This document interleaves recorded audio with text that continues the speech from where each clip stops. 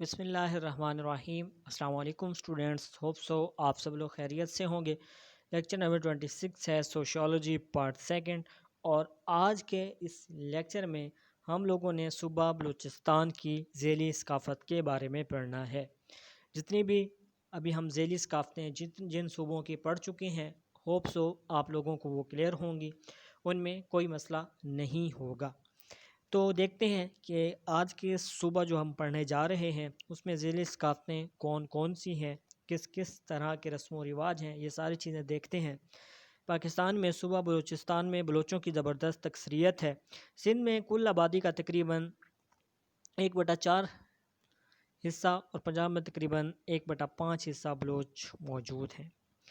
ان علاقوں میں یہ بلوچ صدیوں سے بطور سپاہی، زمیندار اور گلہ بان کے رہتے آئے ہیں۔ بلوچ ایک قوم ہے یہ قوم تقریباً 500 قبیلوں پر مشتمل ہے۔ جسٹس میر خدا بخش بجرانی اپنی کتاب بلوچستان تاریخ کے آئینے میں لکھتے ہیں کہ یہ سامی نسل سے تعلق رکھتے ہیں، ان کے رسم و رواج یکساں ہیں، وہ ایک مشترک زبان بلوچی بولتے ہیں، وہ ایک خاص خطہ پر آباد ہیں جو 3 ممالک ایران، پاکستان اور افغانستان میں پھیلا ہوا ہے۔ 2 متصل صوبے بلوچستان کہلاتے ہیں، ان میں ایک ایران میں واقع ہے اور ایرانی بلوچستان کہلاتا ہے، اس کا صدر مقام زاہدان ہے۔ دوسرا صوبہ پاکستان میں واقع ہے اور بلوچستان کہلاتا ہے۔ ان علاقوں میں بلوچوں کی کل آبادی 1,80,00,000 ہے، اگرچہ یہ اعداد و مبالغہ آمیز ہے، یعنی کہ یہ بھی کنفرم نہیں ہے، کم و بیش ہو سکتے ہیں۔ یہ لوگ ایرانی نسل ہیں اور 13ویں صدی میں منگولوں کے حملے کے دوران برصغیر پاک و ہند میں داخل ہوئے۔ تو کچھ اہم نکات ہیں، کچھ ہیڈنگز ہیں ان کے بارے میں، وہ دیکھتے ہیں۔ تو سب سے پہلی جو ہمارے پاس ہے وہ ہے تاریخی اہمیت۔ برصغیر ہندو پاک کی سرزمین میں داخل ہونے والا پہلا انسان جو افریقہ کا حبشی تھا، بلوچستان کے راستے ساحل سمندر کے ساتھ ہوتا ہوا پاکستان میں داخل ہوا تھا۔ بعد میں آسٹریکس نسل بھی اسی راستے سے آئے، آریہ بھی اسی راستے آئے اور اپنی دیہی ثقافت ساتھ لائے۔ کوئٹہ کو پہلے کوانا کہتے تھے، جس کا مطلب ہے قلعہ۔ اس قلعے کے اندر پرانا شہر آباد ہے۔ بلوچستان کی تاریخ میں معزز ترین شخص خان کلات خداداد خان کا بیٹا شہزادہ اعظم خان تھا۔ چلتن خوبصورت جگہ ہے جہاں سیاحوں کے لیے باغات ہیں۔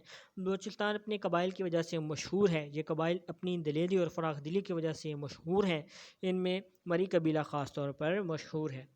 تو دوسری ہیڈنگ مذہب ہے ہمارے پاس۔ 1998 کی مردم شماری کے مطابق 98.75% اکثر لوگ مسلمان ہیں اور مستقل مزاج ہیں، دین کو مان لینے کے بعد پختگی کے ساتھ عمل کرتے ہیں، مذہبی اقدار کا تحفظ سختی سے کیا جاتا ہے۔ اور پھر تیسری ہیڈنگ دیکھیں، زراعت ہے۔ 1960 کے اعداد و شمار کے مطابق یہاں 2 لاکھ کے قریب مالکان اراضی موجود تھے، جن کے پاس 1,64,655 کھیت تھے۔ اس کے 2 ڈویژن ہیں، کوئٹہ اور کلات۔ ٹھیک ہو گیا۔ چوتھی ہیڈنگ دیکھیں، وہ ہے خانگی زندگی۔ افراد کی اوسط تعداد خاندان میں 5.5 ہے۔ سادہ اور مشترکہ خاندانوں کا رواج ہے، نہایت سادہ زندگی پائی جاتی ہے، معیار زندگی پست ہے۔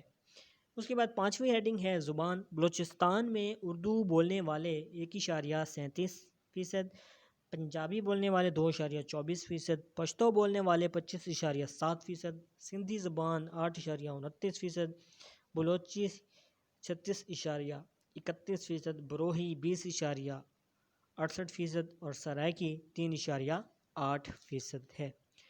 اس کے بعد چھٹی ہیڈنگ دیکھیں تو وہ ہے خواندگی۔ دیہی علاقوں میں خواندگی 1998 میں 18.9% پائی گئی، جو بلدیاتی علاقوں میں 50.3% تھی۔ بلدیاتی علاقوں میں 1981 میں 32% افراد خواندہ تھے، اور جو اب 1998 میں 50% ہیں۔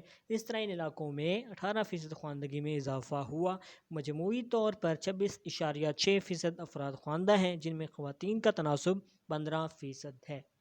اور 7ویں ہیڈنگ دیکھیں تو وہ ہمارے پاس ہے خواتین۔ خواتین کا باپردہ رہنا پوری زندگی بھر کے لیے ایک اہم معروف ادب ہے جس کی خلاف ورزی کو ناپسندیدہ سمجھا جاتا ہے۔ زیادہ تر خواتین کا کام گھر کے اندر رہنا اور بچوں کی دیکھ بھال اور گھریلو کام کی انجام دہی ہے۔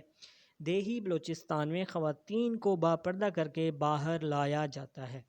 8ویں ہیڈنگ دیکھیں تفریحی سرگرمیاں۔ مردوں میں ہرن اور جنگلی جانور کا شکار، گھوڑے پر سواری اور نشانہ بازی عام تفریحات ہیں۔ شادی کے موقع پر ایک مقامی رقص جسے جھومر کہتے ہیں مردوں اور عورت میں بہت مقبول ہے۔ موسیقار سارنگی بجاتا ہے اور سارنگی کے سروں کے ساتھ رقص کیا جاتا ہے۔ سارنگی کے سروں پہ جنگی نغمے اور محبت کے گیت ہوتے ہیں۔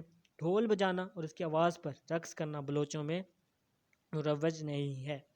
اور 9ویں ہیڈنگ دیکھیں مہمان نوازی۔ بلوچوں میں مہمان نوازی ایک مقدس فرض ہے۔ جسٹس میر خدا بخش نے نقل کیا ہے کہ ایک بلوچ کا دروازہ باہر آنے جانے والے کے لیے کھلا ہے، جہاں تک کہ بڑے سے بڑے دشمن کو بھی اچھی سے اچھی چیز پیش کی جاتی ہے۔ اور آخری ہیڈنگ دیکھیں لباس۔ ایک بلوچ فراق کی مانند ایک لمبا جامہ پہنتا ہے جو اس کی ایڑیوں تک آتا ہے۔ اس کے علاوہ ڈھیلا ڈھالا پاجامہ جو شلوار کہلاتی ہے، ایک لمبی چادر، ایک سوتی پگڑی ہوتی ہے۔ قدیم زمانے میں 20 سے 40 گز تک کپڑے کی شلوار پہننے اور 15 سے 20 گز بلبل کی سوتی پگڑی ہوتی تھی۔ ایک بلوچ خاتون اپنے سر کے اوپر سرخ یا سفید سوتی چادر اوڑھتی ہے اور ایک قمیص جسے پشک کہتے ہیں جو ٹخنے تک لمبی ہوتی ہے پہنتی ہے۔ یہ قمیص سامنے اور آستینوں پر سے کڑھی ہوتی ہے جسے جیخ کہتے ہیں۔ یہ اپنے روایتی لباس میں نہایت حسین اور دل آویز معلوم ہوتی ہے۔